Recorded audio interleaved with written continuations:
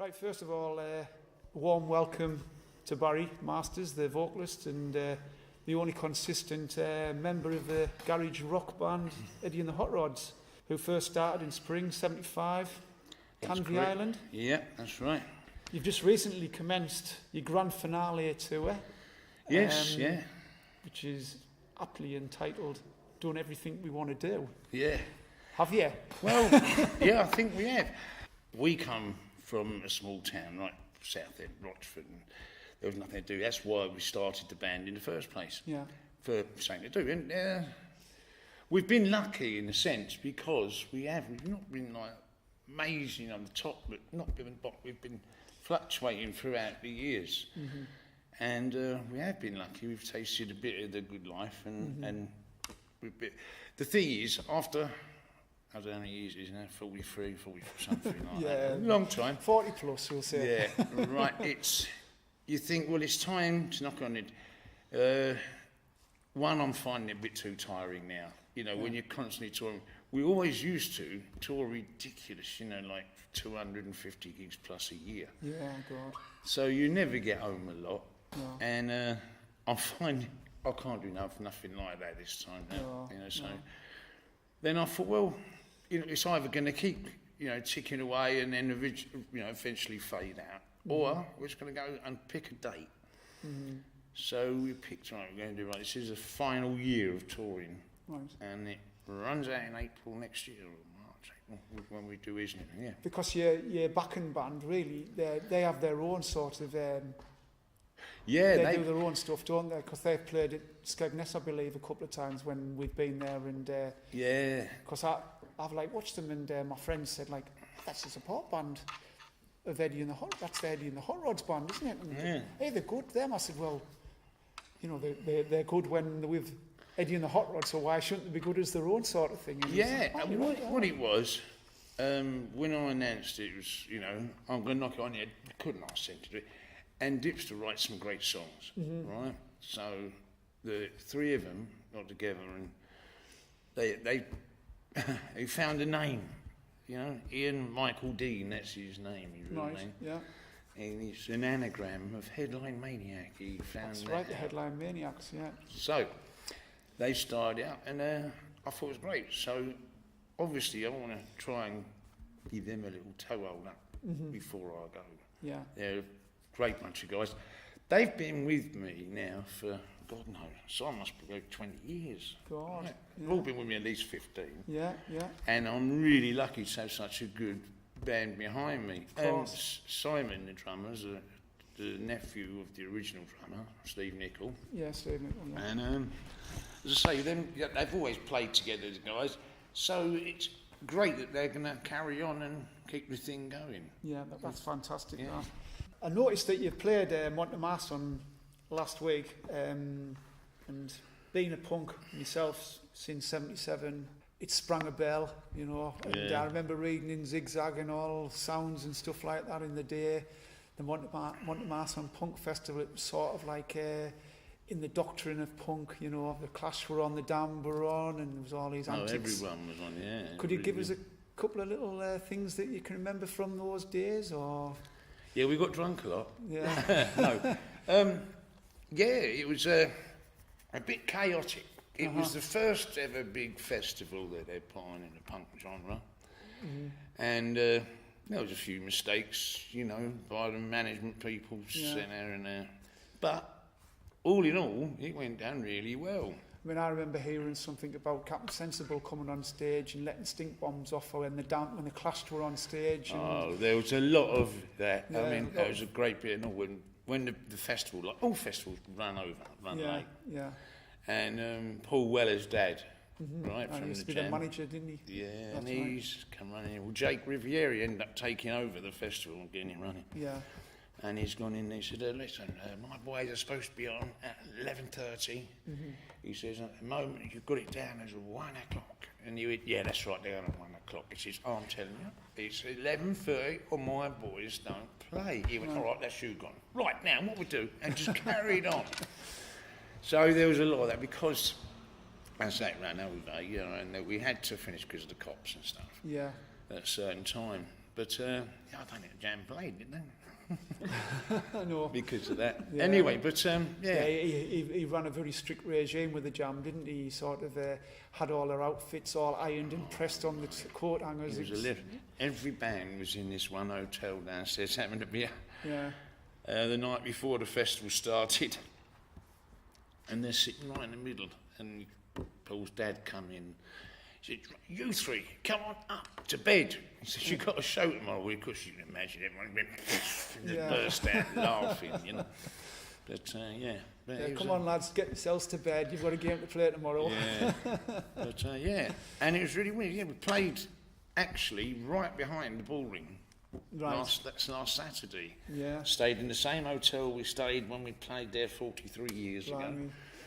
Yeah, was there any familiar faces there? Or? Oh, yeah. Man, yeah, everyone was. There's a couple of books been written about the festival. I've got one of them, or both now. Yeah. And, like, the guy Doodoo, who's Dr. Rock or something he called him, he hasn't changed. In all those years. Yeah, and quite a few of them. Mark Samay didn't show up, I think he's very well. But, there was tons of faces that was there from years ago turned up. Yeah, you've had many lineups over the years, and people have come and gone and returned and gone again. How do you feel this lineup compares to past lineups? This is by far the best. Yeah. Oh, by far the best. I mean, I had a lineup once with like amazing musicians, but it didn't work. Yeah. You know, I had Big George Webley on bass, Pete Thomas on drums, the Kinks' keyboard player. Right. But it weren't right. Yeah. Great musicians, but it comes from here. It comes from your heart. I suppose you can feel when you've got a good lineup. Yeah. It's in your sort of, you can feel it in your bones type thing, can't you? So who were your influences in the early days when you first formed in 75, 76? Probably, you know, the Who, Kinks and Yardbirds, people like that. Yeah, yeah. But then it got into the Doors even. I loved the Doors. Yeah. Bit of Hendrix. Really on Arthur Lee, you know, Love. Yeah. Really weird sort of stuff. And when I first heard Nuggets, you know, the... all the garage rock stuff from the 60s. Yeah. Again, there was a lot of American influence came in after that. One good thing about our manager, Ed Hollis, we had at the time, he had one hell of a record collection. Right. So, you know, I learnt a lot from listening him. To his, stuff, yeah. I mean, I have known this a long time, and I'm into the MC5. Yeah. I've gone to see them at Manchester on the MC50 tour, me and my wife. It's only like Wayne Kramer and a couple of 4 guys out of other bands, Soundgarden and stuff like that. I know, well, I've known this a long time, but like I noticed that the singer out the MC5 actually sang a song with you on a single. How did that come about? Doing an interview or something, and we were speaking one day about how we loved the MC5, and we did a tour of America or something, and I think his manager or someone, bloody hell, Bob Tyner's really pleased that the band like yourselves. Yeah. So we said, it'd be great to do something with him. And he did. He flew over to England. Come over. Did he do any gigs with you then? Yeah, he did a couple of gigs. And we recorded the single, a couple of tracks. Yeah. He wrote them. He used to write songs on an autoharp. Right, yeah. Anyway, he wrote a couple of songs, both sides of the single thing. But it was great working with him. What a powerful voice he had. God, blimey. I mean, seeing that sort of, that he'd done that, I can see a lot of comparisons with your band and early MC5 stuff. There's a lot of sort of that rock and roll sort of stroke R&B sort of bluesy sound in your type of music. Because I've often thought, like, what kind of music would you classify yourself as? You know, you've got like your garage rock, R&B, punk, new wave, power pop, all these sort of genres that have been sort of discussed over the years.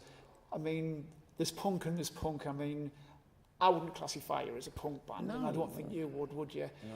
I mean, you certainly you'd come off the punk sort of because of the timing. Yeah. We're a rock and roll band. But then, of course, when we first started touring the States in '77 and that. Yeah. I mean, Television, Blondie, they were classed as punks. I know. So you think, well, even bands like didn't seem so bad. Even bands like Perubu and stuff like that, who were like absolutely so far away from being a punk band, aren't they? Yeah. Compared to the English punks. Yeah. I mean, really, you know, you've got like, obviously you've got like, even the Clash, the Damned and the Sex Pistols are three completely different styles, aren't they? You know, you put them all, even the Heartbreakers when they did the Anarchy tour with them. Yeah. I mean, I prefer the Heartbreakers because it's that rock and roll sort of punk, isn't it? Yeah. And it's like yourselves. Yeah. You would put yourself into that sort of category, wouldn't you? Yeah. Sort of, not political, not sort of anti-anything, just fun-loving. Yeah. You know, and I mean, you brought great enjoyment to a lot of people, you know, over the years. Yeah. In '76, you actually had the Pistols supporting you. Yeah. The Marquee in Wardour Street. Yeah. I bet that was fun, was it? Well, yeah. There was a bit of a scene about I gave Johnny a slap because he was jumping on the PA and stuff. Yeah. But that was only, it was all blown up by the press. The truth was, it was just Malcolm and my man, you know. Yeah. The press people was there and they thought we'd get people, which they did.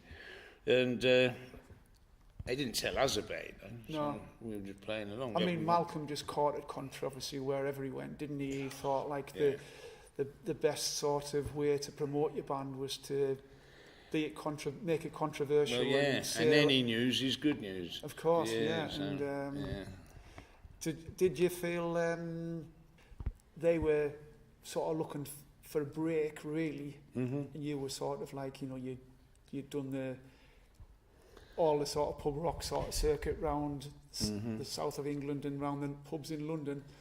Were they looking to sort of like use you as sort of like to get a break for themselves? Oh yeah, that was it. Malcolm was begging us to, that's why he got the Marquee, begging Ed, and I don't know what went on, he probably gave him a drink or something, but just to get them. I mean, that was the place to be, like the Marquee. The Who used to play house band, weren't they, in the 60s and that, you know. Yeah. But God, it must have been, I mean, then there was another tour, you did a tour with the Ramones and Talking Heads. Yeah, yeah. Was that your tour or was it the Ramones tour? Over here, we headline. Over there, they headline. Right. The Talking Heads always went on first. I don't know how. They were brilliant. Yeah. But, it was weird. But, we used to swap over. Three completely different genres of music, though. Yeah. All under the same sort of banner. I mean, Talking Heads, their most sort of talked about punk song, Psycho Killer, to me was never seemed to be a punk song. No. It was a good song. Yeah. But it was just so completely different to anything you'd ever heard, really, wasn't it? Yeah. And then, obviously, you've got the Ramones. I mean, that gig they did at the Roundhouse on the Sunday afternoon with the Flaming Groovies. Oh, yeah. You know, I mean, the Flaming Groovies, they were sort of more similar to you than anything else, weren't they? Yeah. You played with Cyril a few times. Finally, you've done it. You feel like you've done everything you want to do. Thank you very much for your time. It's been an absolute pleasure and a wonderful experience discussing your experiences, Barrie. Yeah. And I hope the tour goes well for you. Thank you. We'll see you again down at Skeggy in a few weeks' time. I dare say we'll play for a while. There'll be a festival or something. We can't just, after this long, you can't just pull the plug. No, that was the big discussion. Like, you can't just sort of say, right, that's it, stop at this date, and it's in your blood, isn't it? And I'm going to miss you. Yeah. You will, yeah. So thank you very much. Thank you. And good luck and have a great gig tonight. Thank you very much. Nice to meet you, my love. Yeah, and you. Take care. Thank you very much. See you later, mate. Thank you, Barrie. Thank you. Thanks a lot, mate. Right, cheers then. Cheers.